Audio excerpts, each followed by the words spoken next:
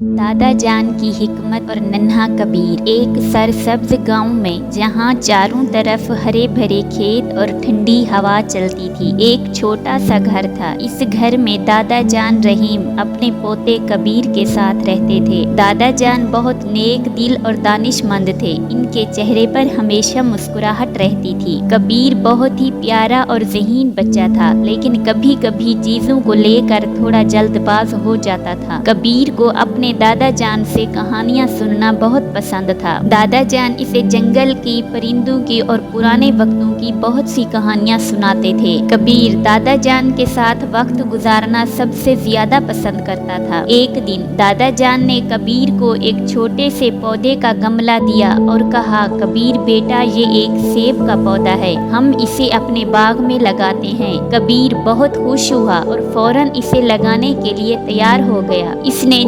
जल्दी एक छोटा सा गड्ढा खोदा और पौधे को उसमें डाल दिया। दादा जान, क्या ये जल्द ही बड़ा हो जाएगा और हमें मीठे सेब देगा? इसने पूछा। दादा जान मुस्कुराए और बोले, बेटा, हर चीज वक्त लेती है। कोई भी बड़ा दरख्त एक दिन में नहीं बन जाता। इसे सूरज की रोशनी, पानी और देखभाल की जरूरत होती है, और सबसे बढ़कर सब्र की। कबीर रोजाना पौधे के पास जाता, उसे पानी देता और उसका मुआयना करता कि क्या वो बड़ा हुआ। कुछ दिन गुजरे, फिर हफ्ते, लेकिन पौधा बस थोड़ा सा ही बढ़ा था। कबीर कुछ मायूस होने लगा। दादा जान, ये इतना आहिस्ता क्यों बढ़ रहा है? उसने पूछा। कभी कभी तो मुझे लगता है कि ये कभी बड़ा नहीं होगा। दादा जान ने प्यार से कबीर का हाथ पकड़ा और उसे पौधे के पास बिठाया। बेटा, बिल्कुल इसी तरह जैसे ये पौधा धीरे धीरे बड़ा होता है और एक दिन दरख्त बनकर हमें फल देता है, वैसे ही जिंदगी में भी बहुत सी चीजें वक्त लेती हैं। पढ़ाई हो, कोई नया हुनर सीखना हो या रिश्तों को मजबूत करना हो,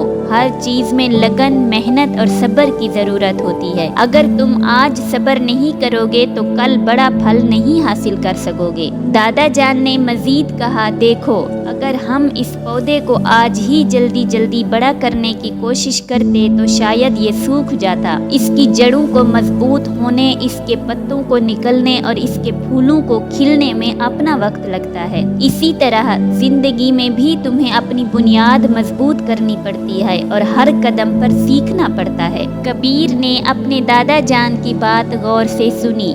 से समझ आ गया कि हर चीज का एक वक्त होता है और सब्र करना बहुत जरूरी है। इसने पौधे की देखभाल जारी रखी।